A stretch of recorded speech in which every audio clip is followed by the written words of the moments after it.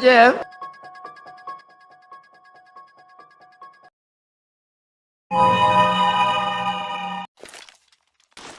Flashbang.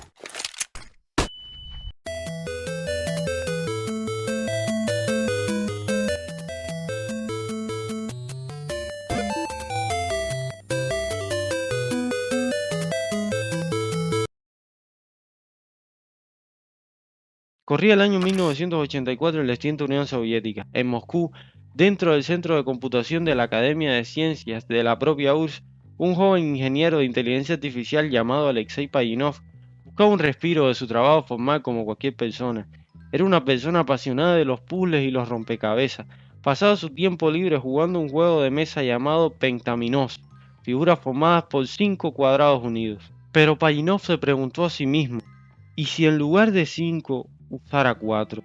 Así nacieron los tetrominos, con la ayuda de dos colegas, Dmitry Pavlovsky y un joven prodigio de 16 años llamado Vadim Gerasimov, quien tenía un acceso a un IBM PC, comenzaron a dar forma a la idea. En una anticuada computadora soviética, la Electrónica 60, que ni siquiera tenía gráficos en color, Pajitnov programó la esencia del juego. Gerasimov luego lo portó al PC, añadiendo colores y un sistema de puntuación. El 6 de junio de 1984, el mundo sin saberlo cambió para siempre. Tetris, bautizado con la fusión del prefijo griego tetra, de 4, y tenis, que era el deporte favorito de Pajitnov, cobró vida. El concepto era hipnóticamente simple. 7 piezas de 4 bloques cada una caían desde lo alto de un pozo rectangular. El jugador, con apenas 3 movimientos, ya sea desplazar lateralmente, rotar y hacer caer más rápido, debía encajarlas para formar líneas horizontales sin huecos. Una línea completa se desvanecía en un satisfactorio efecto, liberando espacio y sumando puntos. El ritmo era implacable. La caída se aceleraba progresivamente, convirtiendo la partida en una carrera contra el propio estrés, una meditación activa frente al caos ascendente. La adicción fue instantánea. Tetris se propagó como un virus benigno pero imparable a través de disquetes por toda la Unión Soviética, de oficinas gubernamental en oficina gubernamental, de instituto de investigación en instituto de investigación. El juego paralizaba la productividad. Ya sea científicos, burócratas y estudiantes encontraban sus mentes atrapadas por la búsqueda obsesiva de la línea de Tetris, el movimiento maestro que borraba 4 líneas de una sola vez con la pieza más larga. Esta fiebre silenciosa fue la que atravesó la frontera. Un empresario húngaro llevó una copia a Budapest y allí, en 1986, fue descubierto por Robert Stein, presidente de la compañía británica Andromeda Software. Stein, al jugarlo, supo de inmediato que tenía entre sus manos algo monumental. Sin comprender del todo los intrincados mecanismos del Estado soviético, envió un telex a la Academia de Ciencias pidiendo los derechos. Había iniciado, sin saberlo, un complejo viaje diplomático comercial que se extendería durante años.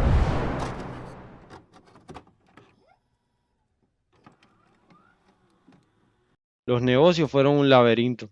Del otro lado estaba Nikolai Belikov, un funcionario de la recién creada entidad soviética, el OR, Elektronostechnika, el único organismo autorizado para comerciar con tecnología. Belikov era frío y meticuloso, mientras que Stein asumía acuerdos verbales. Belikov exigía contratos detallados, mientras Stein vendía licencias que no poseía, por ejemplo, a Spectrum Holobyte para PC, que lanzó una versión brillantemente rusificada con músicas y gráficos de la madre patria.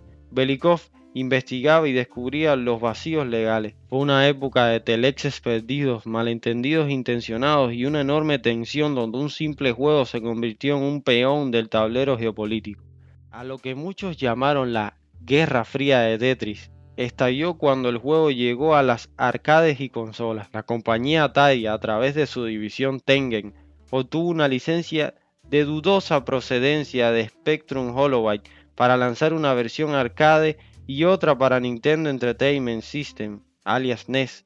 pero el gigante japonés Nintendo también estaba interesado. El presidente de Nintendo of America, Minoru Arakawa, y su gurú de marketing Howard Lincoln vieron en Tetris algo más que un juego. Lo vieron como la clave para su próxima gran apuesta, la Game Boy. Mientras su rival Sega promocionaba su Game Gear con personajes como Sonic, Arakawa tuvo una visión brillante.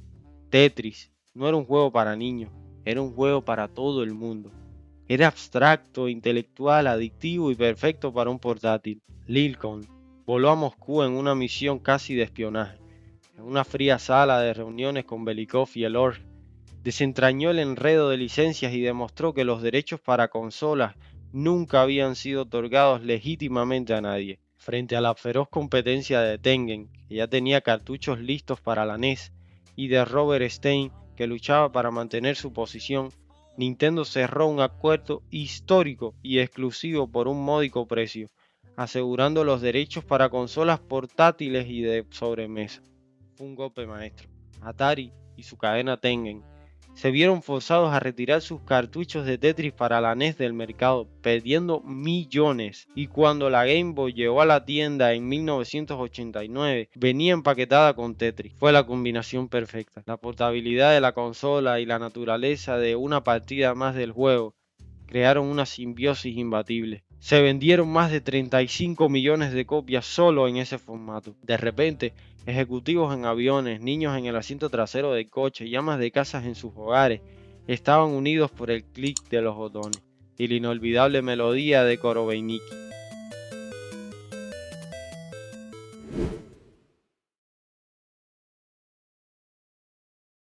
No vayan a pensar que la historia de Tetris se terminó con la Game Boy. No.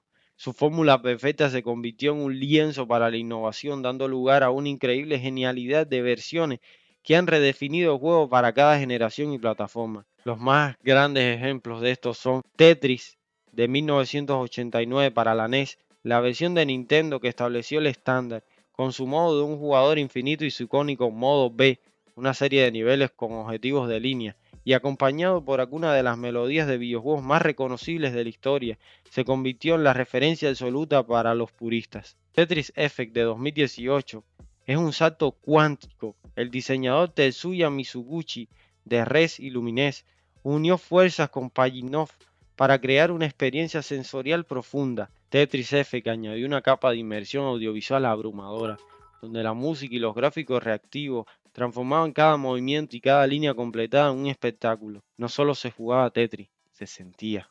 Tetris 99, lanzado en el 2019, tomó la esencia del Battle Royale y la aplicó con maestría en su icónico puzzle. En Tetris 99, 99 jugadores compiten simultáneamente. Completar líneas envía basura a los rivales.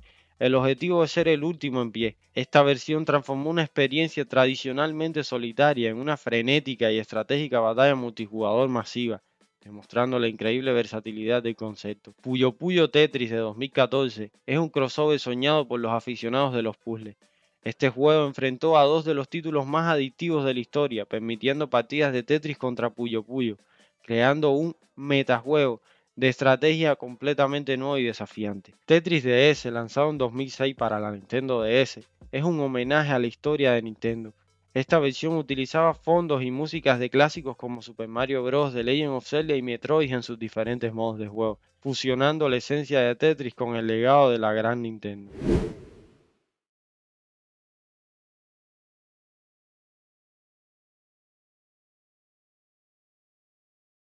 Mientras Tetris conquistaba el mundo y generaba fortunas a través de sus incontables versiones, su creador, Alexei Pajitnov, permaneció en la sombra. Como empleado del Estado soviético, no recibió regalías iniciales por su creación. Durante una década entera observó cómo su hijo intelectual se convertía en un fenómeno global sin beneficiarse económicamente de ello. No fue hasta 1991, con la disolución de la Unión Soviética, que Pajitnov pudo emigrar a los Estados Unidos. Finalmente, en 1996, con la ayuda de Hank Rogers, el hombre que había ayudado a Nintendo a asegurar los derechos para la Game Boy, fundó The Tetris Company. Por primera vez, recuperó el control de su creación y comenzó a recibir los derechos que le correspondían. El círculo se cerraba. El ingeniero soviético que soñó con bloques en un laboratorio se convirtió, finalmente, en el guardián de su propio legado, supervisando la evolución de su creación desde el clásico en gris y verde hasta las experiencias multijugador online y sensorial en la era moderna. Hoy en día, ya sea para ti, para mí o para todos los que nos rodean, Tetris es más que un juego, es un icono cultural, un lenguaje universal. Es el único videojuego conocido que ha sido jugado en el espacio. Ha sido objeto de estudios científicos que analizan el efecto Tetris, un fenómeno cognitivo por el cual las personas dedican tanto tiempo a una actividad que comienzan a pensar en sus patrones en la vida real, soñando con caer bloques. Psicólogos han usado Tetris para tratar el trastorno de estrés postraumático, en sus siglas TEPT, argumentando que su naturaleza visualmente absorbente puede ayudar a bloquear la formación de recuerdos traumáticos. Ha inspirado a películas, músicas y competiciones mundiales como el Campeonato Mundial de Tetris. Tetris es el testimonio eterno de que a veces las ideas más revolucionarias están compuestas por tan solo 4 cuadrados perfectos, capaces de reinventarse una y otra vez, sin perder jamás su esencia.